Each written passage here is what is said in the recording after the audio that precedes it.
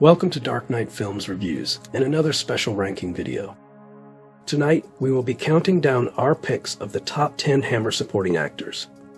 Now for this list, an actor has to have been in more than 2 films and only played supporting roles and never a starring role. This rolls out Patrick Allen, who had 3 supporting roles but starred in Never Take Sweets from a Stranger. Eric Porter was only in 2 films for Hammer and both were starring roles. Meanwhile, great supporting actor Michael Gough doesn't make this list because he was only in 2 films. So with that being said, let's begin our list.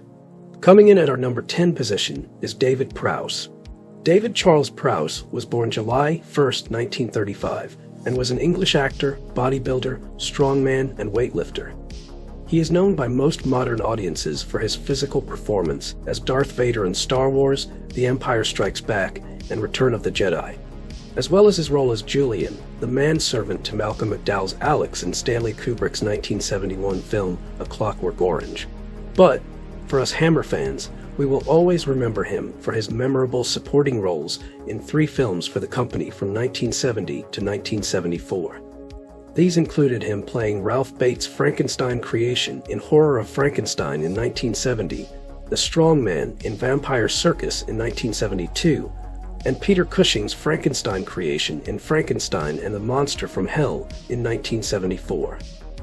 Prowse died in London, England on November 28, 2020 at the age of 85. And coming in at number 9 is Madeline Smith. Smith was born August 2nd, 1949, and is an English actress who went on to appear in many television series and stage productions in the late 60s, and many comedy and horror films in the 70s and 80s. She's perhaps best known for playing the Bond girl Miss Caruso in Live and Let Die in 1973, but also had larger roles in 3 Hammer horror films with The Vampire Lovers in 1970, Taste the Blood of Dracula, again in 1970, and Frankenstein and the Monster from Hell in 1974. Smith is, at the time of this video, 74 years old and is still active in the acting community. And at the number 8 position is Michael Gwyn. Gwyn was born November 30th, 1916, and was an English actor whose career spanned 40 years across a variety of stage, film, and television roles. Gwyn is perhaps best remembered for his lead role in 1960's Village of the Damned, produced and distributed by MGM British Studios, and for his role in the first episode of the BBC comedy Fawlty Towers, A Touch of Class in 1975. For Hammer Films, he performed in 4 of their productions, including the war film The Camp on Blood Island in 1958, and then he played one of the most sympathetic portrayals of Peter Cushing's Frankenstein creations in The Revenge of Frankenstein, again in 1958. Then he played a prosecuting attorney in Never Take Sweets from a Stranger in 1960, and in Scars of Dracula in 1970, he played the role of a priest determined to battle Count Dracula. Gwyn unfortunately died from a heart attack on January 29, 1976 in London at the age of 59. And clocking in at number 7 is Suzanne Farmer. Suzanne Maxine Farmer was born June 16, 1942, and was an English film and television actress. A regular performer in British television series, Farmer appeared in episodes of Danger Man, UFO, The Persuaders, and in 4 episodes of The Saint playing 4 different characters. She played in the horror film Die, Monster, Die in 1965, starring Boris Karloff, and in the thriller Persecution in 1974, with Ralph Bates as her husband. But it was her 4 supporting roles in Hammer that we will all remember her for. The first of these was The Scarlet Blade in 1963 with Lionel Jeffries and Oliver Reed, and then she was featured alongside Christopher Lee in her next 3 films: The Devil Ship Pirates in 1964, Dracula Prince of Darkness in 1966, and Rasputin the Mad Monk, again in 1966.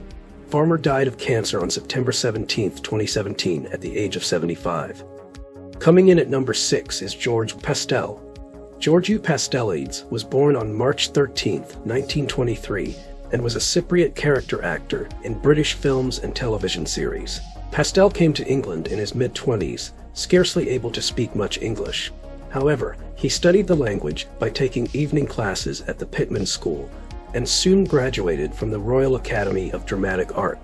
He made his film debut in Give Us This Day in 1949, credited as Nino Pastelides, and played villains in film and television. Pestel did 5 Hammer film productions, starting with his memorable role of Mehmet Bey in The Mummy in 1959 as the High Priest of Kali in The Stranglers of Bombay in 1960, the rare good guy role of Inspector Etienne in Maniac in 1963, and as Hashmi Bey in The Curse of the Mummy's Tomb in 1964. His last work for Hammer was an uncredited voice for André Morel's character of Hamid in She in 1965. He died on April 4, 1976, from a heart attack at the young age of 53. And coming in at our number 5 position is Percy Herbert. Herbert was born on July 31, 1920, and was an English actor. He worked predominantly from the 50s into the 70s and became one of the most recognizable faces in post-war British cinema. Beginning in 1954, he went on to make nearly 70 films, often playing soldiers, most notably in The Cockleshell Heroes, The Bridge on the River Kwai, Sea of Sand, Tunes of Glory, The Guns of Navarone, Guns at Batasi, Tobruk, and The Wild Geese. But the reason he makes this list is because he made 5 appearances in Hammer films, the first of which was Quatermass II in 1957. Then he did 2 World War II-based films with the company, The Steel Bayonet in 1957 and Yesterday's Enemy in 1959. Then he did 1 Million Years BC in 1966 and The Viking Queen in 1967. Herbert died of a heart attack on December 6, 1992 in Broadstairs, Kent, which is on the south coast of England, at the age of 72. And coming in at number 4 is George Woodbridge. George Arthur Woodbridge was born February 16, 1907, and was an English actor who appeared in films, television, and theater ranging from the 30s to the 70s. But it's his Hammer appearances that helps him to make this list. He was in 6 films from 1958 to 1966, including playing the innkeeper in both Horror of Dracula in 1958 and its sequel, Dracula Prince of Darkness in 1966. But in between the Dracula films, he played in The Revenge of Frankenstein in 1958, he was in The Mummy in 1959, The Curse of the Werewolf in 1961, and The Reptile in 1966. He died in London on March 31, 1973, at the age of 66. Coming in at number 3 is Thorley Walters. Thorley Swinstead Walters was born on May 12, 1913, and was a British actor. He played mostly comic relief roles through most of his career, which ranged from 1935 to 1988. Walters played Sherlock Holmes' sidekick Dr. Watson in 4 unrelated films, one of which was Sherlock Holmes and the Deadly Necklace in 1962, which starred Christopher Lee as Holmes.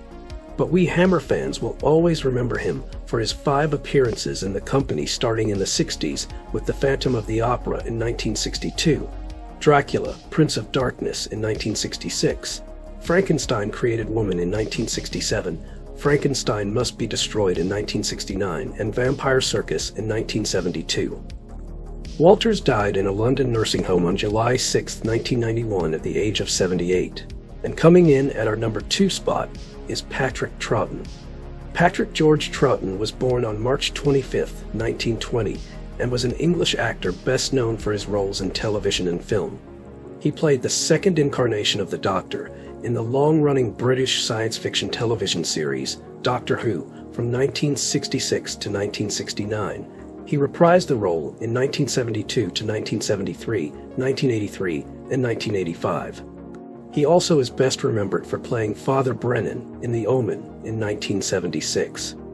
But before he became popular due to Doctor Who, Troughton played 3 of his 6 total roles in Hammer productions, the first of which was The Curse of Frankenstein in 1957, although his scenes were cut from the finished movie. Then he played the memorable role of the Rat Catcher in The Phantom of the Opera in 1962, and played Inspector Caniff in The Gorgon in 1964. After Doctor Who and before The Omen, Troughton played in the other 3 films with Hammer, playing Tristram in The Viking Queen in 1967, playing the tortured Clove in Scars of Dracula in 1970, and playing a body snatcher during the opening moments of Frankenstein and the Monster from Hell in 1974. He suffered 2 major heart attacks, one in 1979 and the other in 1984. Following each of these attacks, he ignored doctors' warnings and continued to commit himself to a heavy TV and film schedule. Thorton suffered a 3rd heart attack and died on March 28, 1987, 3 days after his 67th birthday. At the time, Thorton was a guest at the Magnum Opus Con 2 science fiction convention in Columbus, Georgia. And finally, there is only one supporting actor that could possibly make our number 1 pick, and he is Michael Ripper. Michael George Ripper was born January 27, 1913, and was an English character actor. Ripper became a mainstay in Hammer film productions, playing supporting character roles such as coachmen, peasants, tavern keepers, pirates, and sidekicks. Appearing in more of the company's films than any other performer, even the most famous leads in Christopher Lee and Peter Cushing, playing in 35 films for the company during a 25-year association. These included The Steel Bayonet in 1957, The Camp on Blood Island in 1958, The Revenge of Frankenstein, again in 1958, The Mummy in 1959, The Brides of Dracula in 1960, The Scarlet Blade in 1963, The Reptile in 1966, The Plague of the Zombies, again in 1966, and The Mummy's Shroud in 1967. Some of his parts were basically just bit parts, such as his one-scene role in The Curse of the Werewolf in 1961, but his penultimate roles for Hammer films was his significant supporting parts as Jeremiah Mipps in Captain Clegg in 1962, as Tom Bailey in The Reptile in 1966, and as the landlord in Scars of Dracula in 1970. Ripper died in London on June 28, 2000, at the age of 87. But he will never be forgotten due to the plethora of great films he performed in, and that is why he is without a shadow of a doubt the number 1 Hammer supporting actor of all time. So, what did you think of our list? Did you agree with our picks? Did you disagree? Let us know in the comments down below. And if you've enjoyed this video, don't forget to like, share, and subscribe, and smash that bell icon to be notified about future videos just like this one. And while you are by the subscribe button, why not click that join button and become a Dark Knight fan? Well, that's the end of another ranking video. If you missed our previous week's video, click the link above. And if you missed any of our other ranking videos, click on this playlist and get caught up on any that you might have missed.